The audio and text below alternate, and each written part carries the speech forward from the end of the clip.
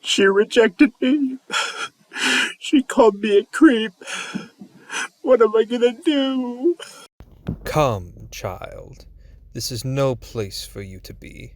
Come join me in my nest. Here you need not trouble yourself with those meddlesome snakes. My flock will guide you on the path to victory. All you must do is unfurl the map and reveal Rabina? I know what I must do. Since this is my first Floowandereeze video and will likely be my last, I wanted to go fairly in-depth with this deck. Now, I am no Floowandereeze expert, but I have been testing this deck for a solid week, and I consulted multiple Floowandereeze players when making this list. I wanted to give a special thanks to my friend Gavin from Locals for providing me with some theory to build this list. Now, without further ado, let's get into it. So for some basics, Floowandereeze is a deck based around repeated normal summons and tribute summoning winged beast monsters. Now, each of the little birds has an on-summon effect to do something, and then allow you to perform an additional normal summon after the first part of the effect resolves. Now, you have to do the first part of the effect successfully in order to get the extra normal summon. So, these cards, these little birds, also have a condition where if they were to leave the field, they get banished instead, if they were to leave the field from face up. So this creates some interesting ruling interactions.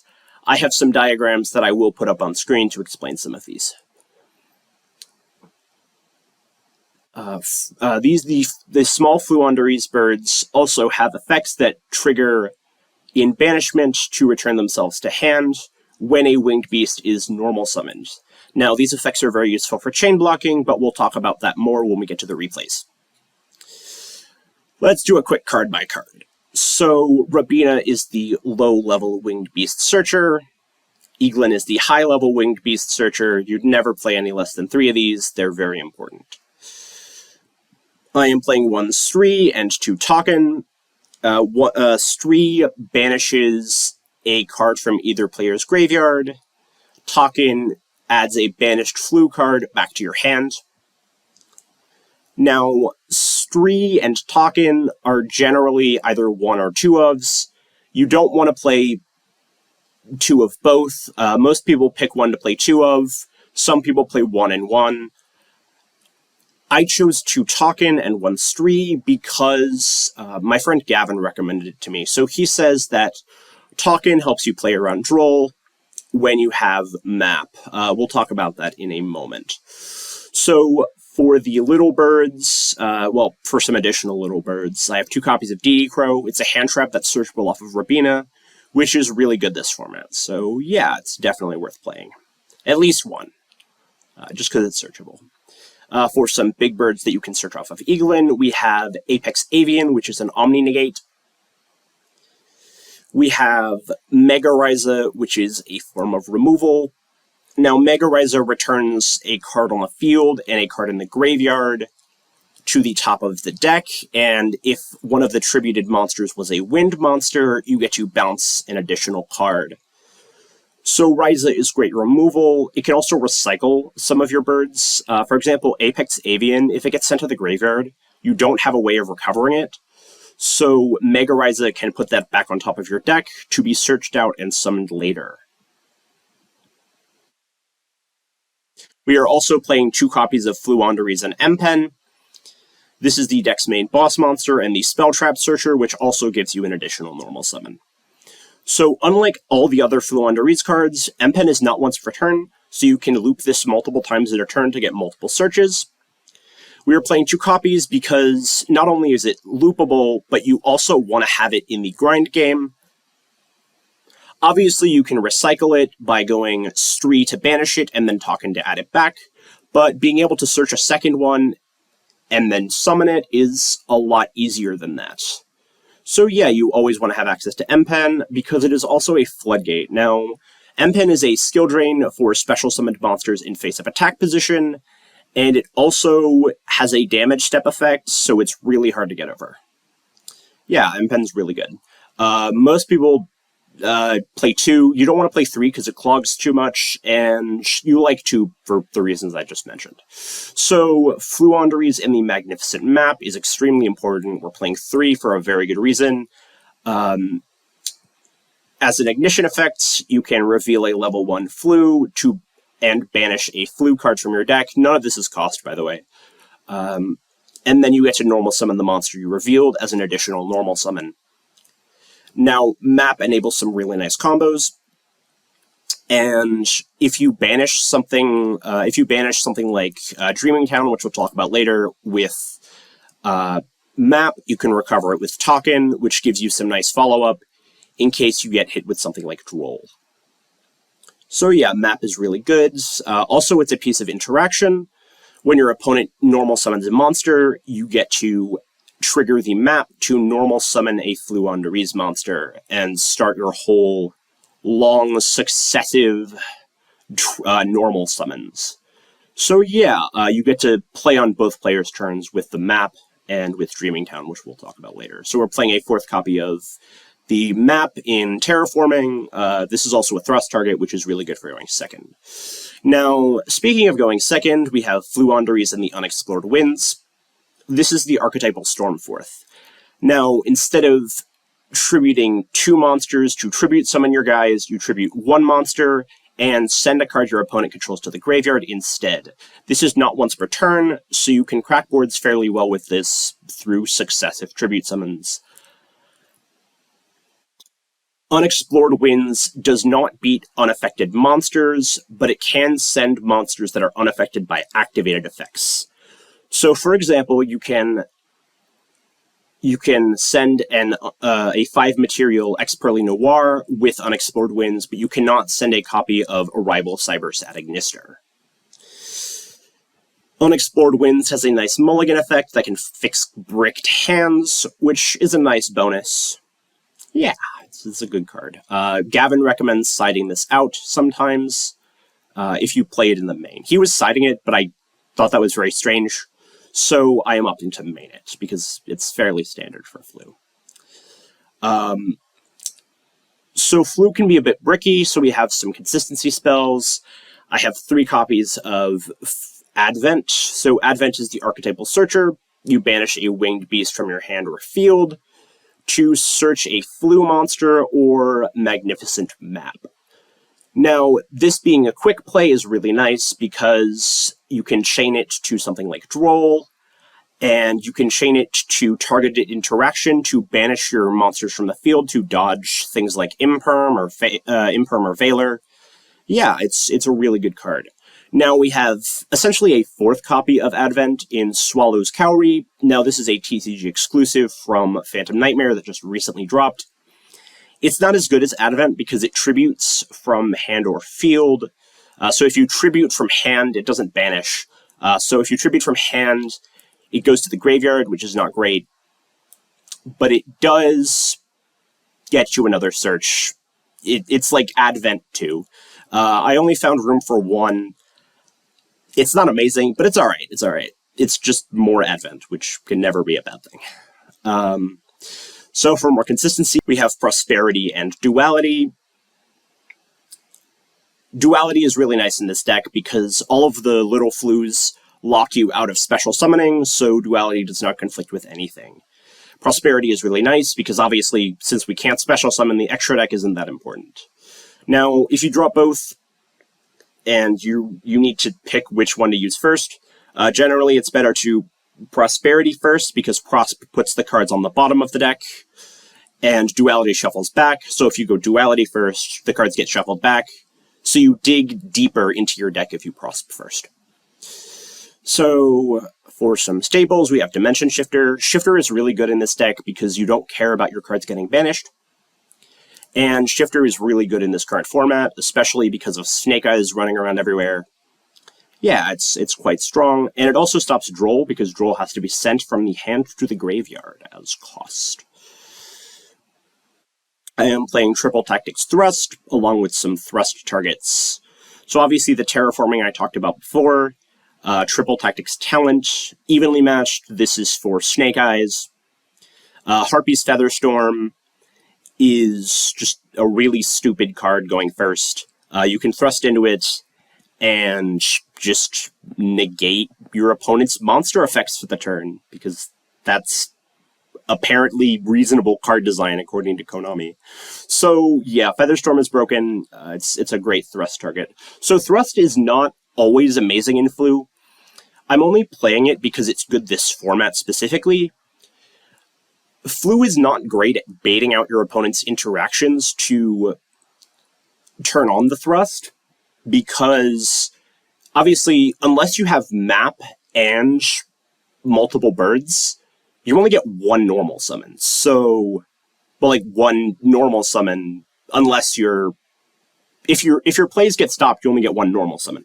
So, like baiting things out with normal summons is not amazing because you only get one of it, unless your hand is insane. So, Thrust is really good this format because Snake Eyes plays into it, and a few other decks play into it. But if not, I would consider cutting this card for hand traps. But yeah, Thrust is quite solid in this format and in this deck. Just because you have so many good targets. Moving on to the side deck, we have Feather Duster and the remaining two evenly for backer removal. Again, this is really good. Snake Eyes hate, and it's good against Lab and a few other matchups. It's just a strong card right now. We have 3 copies of Dark Ruler no more. This is for the Voiceless Voice matchup. I couldn't find space for Dark Ruler in the main as a thrust target. I don't think it's that great as a thrust target because thrust is not... Voiceless Voice doesn't play into thrust, so it's not great. Even if you do have thrust against Voiceless, it's just not going to come up. So you just side in the Dark Rulers and just drop it on them. Yeah, it's a good card. I'm playing the third DD Crow, which often is what I swap the Featherstorm with when going second, if I don't have anything else to side in. Droll is also for going second. Droll is really good this format, but it's not amazing in this deck, because if you side in Droll going first, you prevent your own plays on your opponent's turn because you do a lot of searching. So unless Droll is like an instant win against the matchup, you don't want to side this in going first. Now, for extra board breakers, I'm playing 3 copies of Ultimate Slayer. Now, along with the Kisakililla, which I'll explain in a moment. So Ultimate Slayer is a really good board breaker in Flu because we can't play Super Poly because you can't special summon. Droplet is not amazing because you don't have the cards in hand you don't want to discard. And obviously you can't send the... I don't think you can send the Fluebirds. But anyway, don't play Droplet. Play Ultimate Slayer. So Ultimate Slayer is really good. I think it's good this format. That's like my prediction. That it'll be good. That it'll see play. Against the Snake Eyes decks, you can send something like Evil Twins Trouble Sunny to shuffle back the Amblo Whale. Or you shuffle back the IP Masquerena, excuse me. So you shuffle back the Masquerena, and then you Trouble Sunny effect, dumping the Kisakililla to send the Amblo Whale. Yeah, it's a really good board breaker for that. Obviously, you don't need to side in Kisakililla in every matchup that makes Link monsters. You have other Link targets. Because this is a brick, you don't always... Having an extra brick is not good, but, you know, this card just kind of reads win the game. So it's really good. For the other Ultimate Slayer targets, I am playing the 1 Entis, the 1 Garura, which is also sendable off of Bucephalus. I am playing Shureg. Shureg doesn't come up that often, but if you happen to have a banished Flu, it's really nice to get a search. I am playing Myriologic Aggregator as the Xyz target. When it's sent to the graveyard, it can negate a card on your opponent's field, which is nice. Or it negates a... a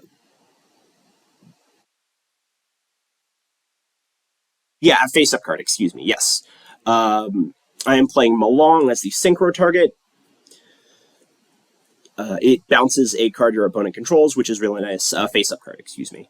And now onto the actual extra deck monsters. I am playing one Assembled Nightingale and Slacker Magician as the Zeus enablers. So you can't special summon when you activate the effects of the Fluebirds, the little flues, but if you use map to extra normal, and then use your other normal on a regular on another bird, you can overlay the two for a rank 1 if you haven't used their effects. So you can make Assembled Nightingale or Slacker Magician, and then go downward into Zeus. Now, Assembled Nightingale can give herself Destruction Protection, and Slacker Magician has Targeting Protection, so they're nice in different scenarios. We're playing you one Typhon. Typhon is just a really good card. It's really easy to make. You just kind of slap it on something if you haven't locked yourself out of special summoning. And for some generic links, we have Anima, SP, and Underworld Goddess for some corner cases. I've decided that instead of doing replays, we're just going to do some test hands, because I feel like that's a better way to show off this deck. Also, because my Flu gameplay is not exactly optimal, but I know like the combos and stuff. So with this hand, this is obviously an incredible hand. We have Map plus Eaglin, which is a 2-card combo. And this also plays around Droll, so we should feel free to start with Pot of Duality, so we're going to go with Duality. Obviously, taking Shifter here is pointless. We could take Token, or we could take Unexplored Winds. We already have the map, so we could go for Token here. Trying to think what the best play is. We could go for Advent, banishing Eaglin to add an extra bird. Yeah, let's do that. Let's go for Advent, because if the opponent drops Droll, we still get an extra plus off of the Advent search. Because we get to add back a bird with... Because Advent is a +1, because it banishes a bird that you will be able to bring back from banishment. So if the opponent doesn't have Droll here, we can go Map. We can go Map Reveal Eaglin. Grab ourselves a copy of Rabina from the deck to banish off of the map, and then normal summon the Eaglin. We can go Eaglin, Chainlink 1, Rabina, Chainlink 2. So this plays around Ash Blossom because you're chain blocking the Eaglin search with the Rabina add back. So we're going to add back the Rabina, get an Eaglin search. Now, we could get something like... We could get a second Empen here. That feels kind of wrong, though. Let's get Avian here.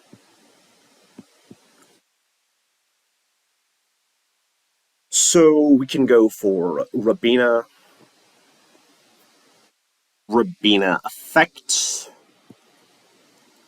We're going to go for Empen, obviously. We're going to Tribute Summon that. But to extend a little bit farther, I think we can go for Advent here. We can go Advent, banish Empen, Token, get back Empen. Let's do that, actually. So we're going to... no, I think this is a little bit better. We still have a regular normal summon.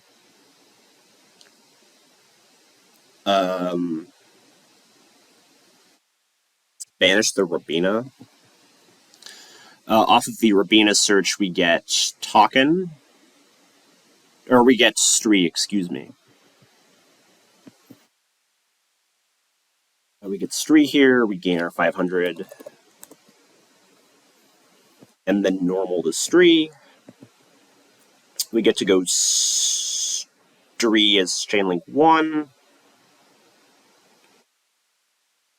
We should have banished Eaglin, actually, off of the off of the Advent, but it's fine. We'll banish the Advent and then normal summon the bird. So we go Empen 1, Eaglin 2, Stree 3. So then we can add Dreaming Town. Well, we add the Stree first, obviously. So we add Stree back, we add Eaglin back, and then we grab Dreaming Town here. And then we can set the Dreaming Town, and then on our opponent's turn, if we don't have map, or if we don't, like if the opponent just refuses to normal, we can flip up the Dreaming Town, go for Eaglin, grab Mega Ryza, go for Stree again, or we go Eaglin and Rabina, and then we go Rabina, add something else, like maybe a DD Crow, and then go for Apex Avian as a negate. And we also have the Mega Ryza as well, because we can search it off of the Eaglin. So yeah, and then we also have the Book of Eclipse from the Dreaming Town. So yeah, that was an incredible hand. Let's go for another one.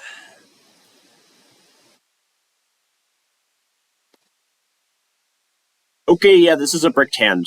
This doesn't do squat. Yeah, that is very unfortunate. Okay, this is a great hand. So in the draw phase, we will drop Shifter. We will start with Prosperity. We Prosperity banish all the Ultimate Slayer targets. So 1, 2, 3, 4, 5, 6. There's like 7 Ultimate Slayer targets. I guess the Shureg is the one that's theoretically the most summonable, but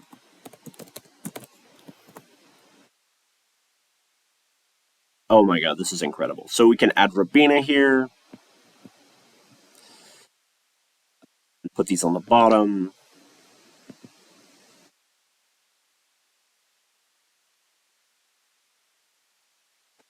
And then go that. Go for Duality. Mill 3. Oh my god, this is just incredible. So we add Eaglin here.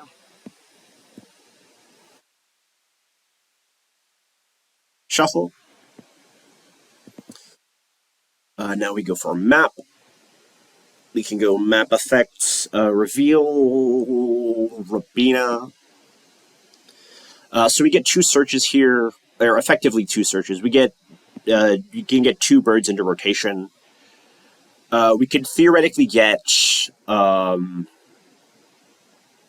both Talkin and Stree into rotation, or we could banish the Unexplored Winds. Yeah, let's go for Unexplored Winds, because we already get another bird in rotation. And we don't need Stree immediately. So we're going to go for Unexplored Winds. We're going to go Rabina Effects. Add Talkin here. We're going to go Talkin Effects. Add back the Dreaming Town.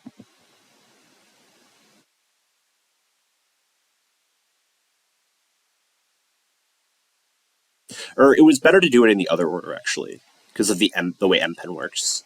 But yeah, I'll go Eaglin Effects, add Empen,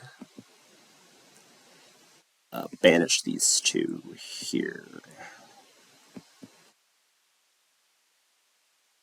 Go Empen Effects, Empen Chainlink 1, Rabina Chainlink 2.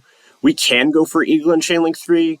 It's generally good to leave a bird in here, so you chain block your first search off of whatever you normal summon with the map.